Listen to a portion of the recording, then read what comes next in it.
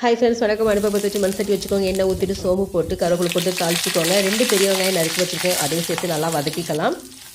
இஞ்சி பூண்டு தட்டி வச்சுருக்கேன், அதையும் சேர்த்து நல்லா வதக்கிக்கோங்க. வதங்கினதுக்கு அப்புறமா கரம் மசாலா பவுடர், 2 தக்காளி அரைச்சி வச்சுருக்கேன், அந்த விழுதையும் சேர்த்து நல்லா வதக்கிக்கலாம். எல்லாம் நல்லா வதங்கிருச்சு. இப்போது மஞ்சள் தூள், தேவையான அளவு உப்பு, அரைச்சி வச்சுருக்கிற மசாலா விழுது. இதில் வந்து பார்த்திங்கன்னா மிளகாய், மல்லி, மிளகு, சோம்பு, ஜீரகம் எல்லாத்தையுமே வறுத்து தண்ணி ஊற்றி அரைச்சி வச்சுருக்கேன், அந்த விழுதையும் சேர்த்து நல்லா வதக்கிக்கோங்க. நல்லா வதங்கினதுக்கு அப்புறமா இறால் வந்து நம்ம அலசி வச்சுருக்கோம். ஸோ தண்ணியெல்லாம் வடிகட்டிட்டு இறாலையும் சேர்த்துக்கலாம்.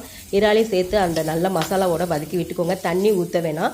ஸோ அந்த இறாலில் உள்ள தண்ணி பசலையும் நல்லா வெந்துடும். நல்லா வதக்கி மட்டும் விட்டுருங்க.